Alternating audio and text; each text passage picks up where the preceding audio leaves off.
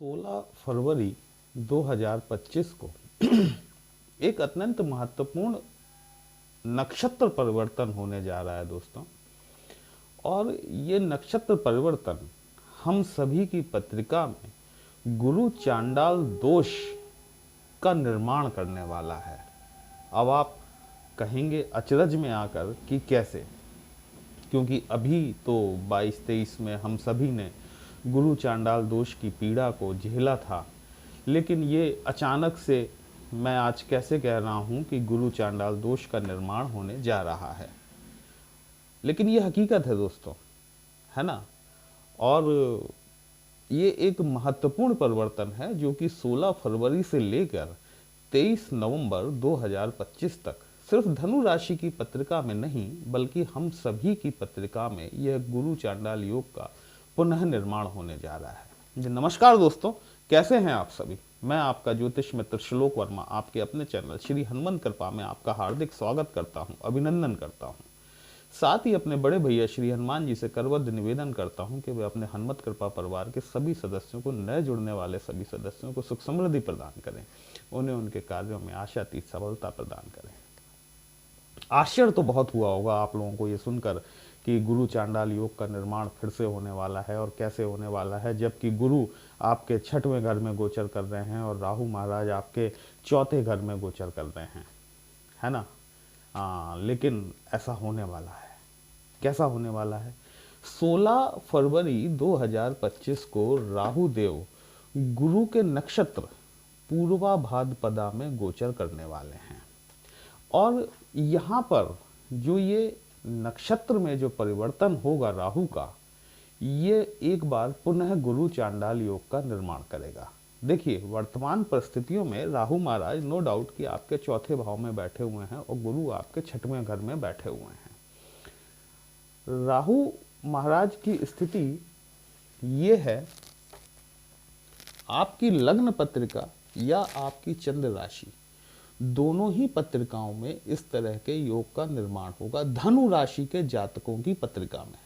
ठीक है, आपकी राशि के स्वामी गुरुदेव बृहस्पति होते हैं, वहीं आपके 4थे भाव के स्वामी भी गुरुदेव बृहस्पति बनते हैं, जो कि वर्तमान परिस्थितियों में आपके 6वें भाव में गोचर कर रहे हैं। अब यहाँ पर जब राहु देव, आप जानते हैं कि राहु और केतु ये दोनों ऐसे प्लैनेट होते हैं कि जिस नक्षत्र में बैठते हैं, जिस राशि में बैठते हैं, जिस भाव में बैठते हैं, उस राशिपति, उस नक्षत्र स्वामी, उस भाव स्वामी के अनुसार ही इनका व्यवहार हो जाता है। ये राहु महाराज अभी तक शनि के नक्षत्र में चल रहे थे और शनि के नक्षत्र में आगे बढ़ते हुए ये अब गुरु बृहस्पति के नक्षत्र में आ रहे हैं। तो यहाँ पर क्या होगा कि नक्षत्र में गुरु चांडाल योग का निर्माण होगा। देखिए, गुरु आपकी पत्रिका में मैंने बताया कि लग्न के स्वामी हैं और 4थे भाव के स्वामी, अर्थात आपके सुख स्थान के स्वामी होते हैं।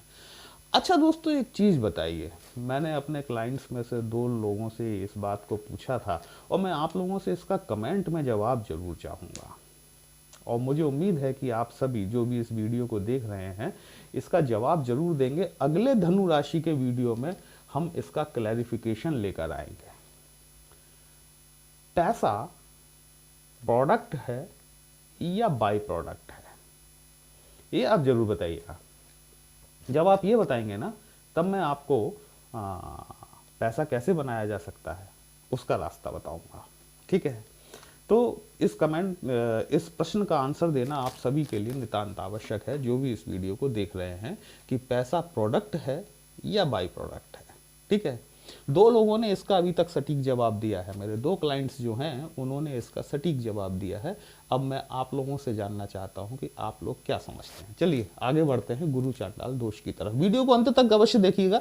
कहीं भी पसंद आता है कमेंट बॉक्स में जय श्री राम लिखेंगे, आपको भी अच्छा लगेगा, हमें भी अच्छा लगेगा आपके लिए इस तरह के विश्लेषण लेकर आने के लिए। राहु महाराज आप जानते हैं कि एक्सपेंशन के कारक होते हैं, विस्तार होता है, भ्रम भी होता है, मायाजाल भी होता है, छलावा भी होता है। ये राहु गुरु के नक्षत्र में जा रहे हैं। गुरु आपके लग्नेश होते हैं। देखिए, राहु आपकी पत्रिका में, आपके स्वयं के नेटल चार्ट में इन 12 भावों में कहीं भी बैठे हो सकते हैं, है ना। तो राहु का अपना जो कर्तव्य है, जो राहु का अपना कारकत्व है, यदि वह आपकी पत्रिका में शुभ हैं तो निश्चित रूप से आपको शुभ फल देंगे। लेकिन अब प्राइमरी कंडीशन जो है वो गुरु जुपिटर बृहस्पति के साथ आकर जुड़ जाती है कि गुरु की स्थिति आपकी पत्रिका में कैसी है।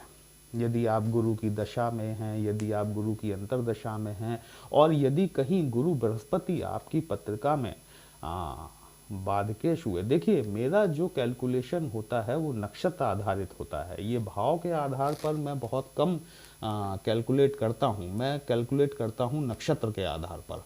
अब नक्षत्रों में आपके नेटल चार्ट में गुरु की स्थिति क्या है, इस पर राहु आपके लिए किस तरह से व्यवहार करेंगे ये इस बात पर डिपेंड करेगा। यदि गुरु की पत्री आपकी पत्रिका में बहुत अच्छी है और राहु मान लीजिए खराब भी हैं, तो राहु अपना प्रतिफल पहले गुरु का फल देंगे, उसके बाद में आपको अपना प्रतिफल देंगे जरूर। दूसरी चीज ये आती है कि यदि राहु आपकी पत्रिका में अच्छी कंडीशन में बैठे हुए हैं लेकिन गुरु की स्थिति आपकी पत्रिका में खराब है, तब थोड़ा सा मैटर गड़बड़ हो जाएगा, क्योंकि राहु अपना जो प्रतिफल देंगे वो तो बाद में देंगे, लेकिन चूंकि वह गुरु के नक्षत्र में बैठे हुए हैं गुरु को, और ये बड़े लंबे समय तक रहेगा, 16 फरवरी 2025 से लेकर 23 नवंबर 2025 तक का ये पीरियड रहेगा, जिसमें कि राहु महाराज गुरु के परिणाम देने के लिए बाध्य रहेंगे। अब गुरु आपके लग्नेश बनते हैं, 9 नंबर की राशि है, साथ में सुख भाव के भी स्वामी हैं। यदि आपकी पत्रिका में गुरु अच्छे हैं तो यहाँ पर राहु जो है, फर्स्ट हाउस आप जानते हैं आपका तेजस्विता होती, आप स्वयं होते हैं, आपके कैरेक्टरिस्टिक होती है। अनायास तौर पर आपको महसूस होगा कि आपका नेम फेम बढ़ गया है, लोग आपका सम्मान करने लगे हैं, लोग आपकी बातों को सुनना शुरू कर दिए हैं। जो पिछले कुछ समय से आपकी बातों को नहीं सुना जा रहा था, अब आपकी बातों को तवज्जो मिलना शुरू हो गई है, लोगों ने आपके ऊपर ध्यान देना शुरू कर दिया है, आपकी पर्सनालिटी चार्मिंग और अट्रैक्टिव हो जाएगी। लेकिन यदि अगर राहु खराब हुए या गुरु खराब हुए, उस कंडीशन में क्या होगा, इसके विपरीत उल्टा हो जाएगा। जो मैंने आपको बताया है कि वो कहानी बिल्कुल बदल जाएगी। इसी प्रकार से चूंकि गुरु आपके चतुर्थ भाव के स्वामी भी होते हैं, सुख स्थान का स्वामी है, भूमि भवन वाहन माता के सुख से संबंधित है। यदि गुरु आपकी पत्रिका में फेवर हुए, आपके फेवर में हुए, राहु क्या करेंगे आपके लिए, आपके माता के सुखों में बढ़ोतरी करने का कार्य करेंगे। राहु अभी ऑलरेडी आपके चौथे घर में बैठे हुए हैं और गुरु आपके छठवें घर में बैठे हुए हैं। देखिए आपके 3 घर एक्टिव होंगे इस बार, राहु के गुरु के नक्षत्र में आने के बाद में 3 घर एक्टिव होंगे। पहली आपकी लग्न एक्टिव होगी, दूसरा आपका चौथा भाव एक्टिव होगा और तीसरा आपका छठवां भाव एक्टिव होगा, जहां पर कि गुरु बृहस्पति विद्यमान है। मतलब तीनों भाव का एक्टिवाइजेशन अकेले राहु के जुपिटर में ट्रांजिट करने के पश्चात आपको देखने के लिए मिलेगा। छठवें घर में गुरु की स्थिति ठीक नहीं है, है ना। छठवां घर चूंकि यहाँ पर वृषभ की, शुक्र की टॉरस राशि फॉल करती है, वृषभ राशि आती है यहाँ पर, गुरु यहाँ पर स्वयं में कंफर्टेबल नहीं है और छठवां घर रोग ऋण और शत्रुओं से संबंधित होता है। यदि इनमें से एक भी प्लैनेट गड़बड़ हुआ, चाहे गुरु हो चाहे राहु हो, और दोनों में से एक ना एक होना निश्चित तौर पर सही है, क्योंकि वो होगा ही होगा।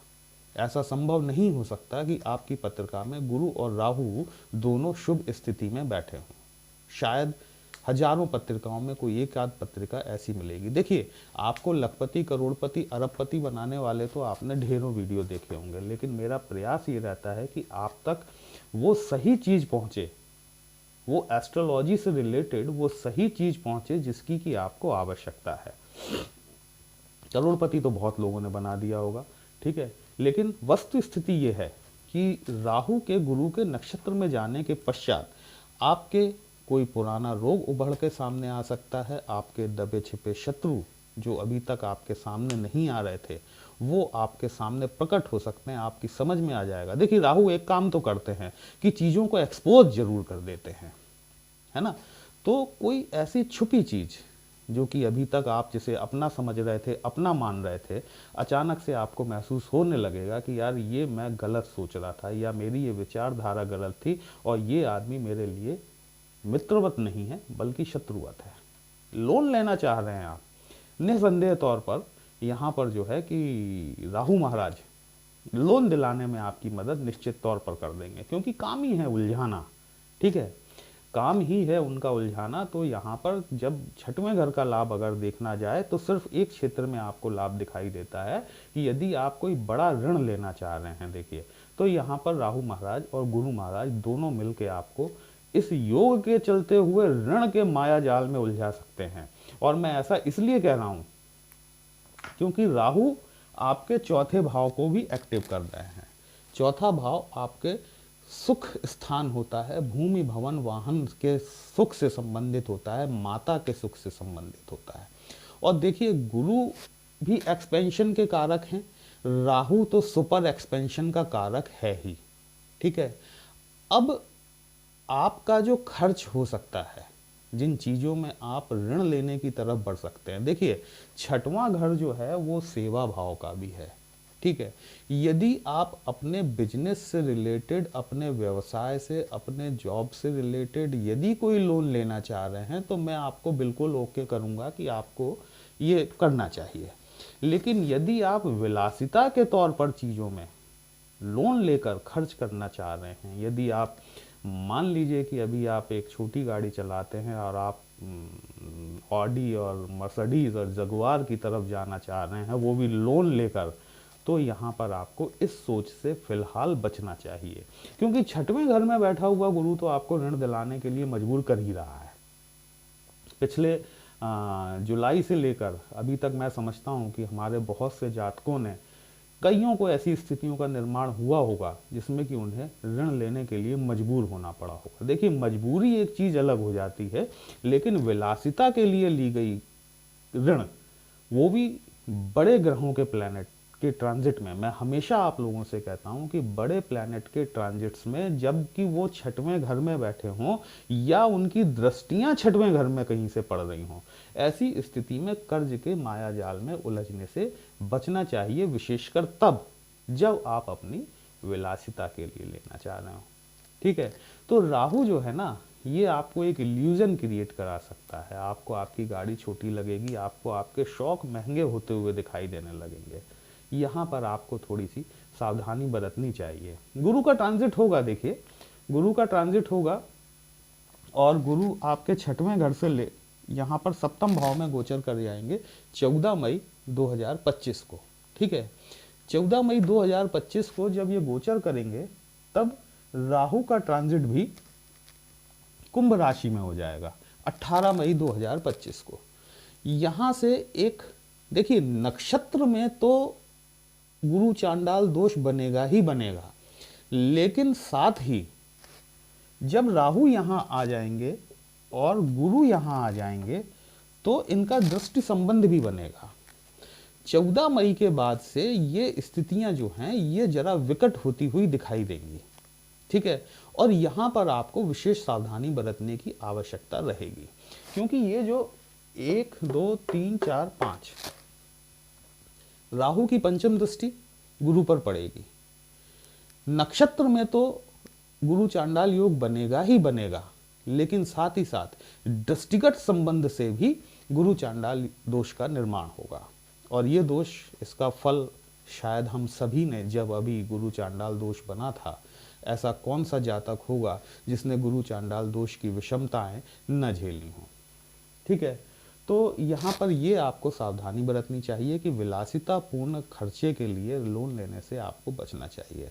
हाँ, जब ये गुरु यहाँ पर आ जाएंगे तब अक्टूबर में गुरु का ट्रांजिट होगा, और आपके छठवें घर को छोड़कर ये सातवें घर में आएंगे, ठीक है, 15 अक्टूबर के आसपास। तो कम से कम दृष्टि संबंध जब ये वापस लौट कर आएंगे, सॉरी मैं बीच में गड़बड़ कर गया था, जब ये वापस लौट कर वक्री होंगे। इस साल गुरु अतिचारी हैं, मैंने आपको बताया हुआ है अपने वीडियोस में कि इस साल गुरु अतिचारी हैं, और ये वक्री स्थिति में चलते हुए जब ये वापस छठवें घर में आ जाएंगे तब एक तरफ से आपको रिलीफ मिलेगा। ठीक है, कि कम से कम राहु की दृष्टि से जो गुरु का गुरु चांडाल योग बन रहा था वो दृष्टि उनकी खत्म हो जाएगी, वो बाधा खत्म हो जाएगी। लेकिन नक्षत्र में गुरु चांडाल दोष आपका 23 नवंबर 2023 तक बना रहेगा, सॉरी 23 नवंबर 2025 तक बना रहेगा। अब आप क्या कर सकते हैं?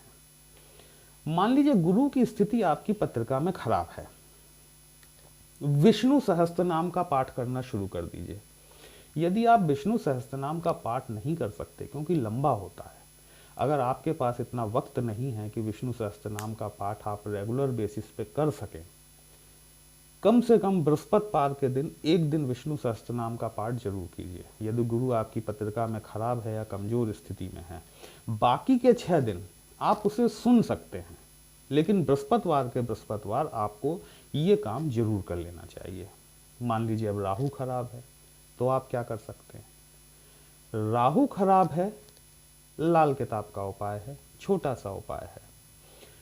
सैटरडे के दिन, शनिवार के दिन जटाओं वाला नारियल लीजिए एक, उसे अपने सर के ऊपर से एंटी क्लॉकवाइज, मतलब लेफ्ट हैंड के आपके कान से राइट हैंड पर ऐसे घुमाते हुए एंटी क्लॉकवाइज अपने सर के ऊपर से 7 बार उतार के बहते जल में प्रवाह कर दें।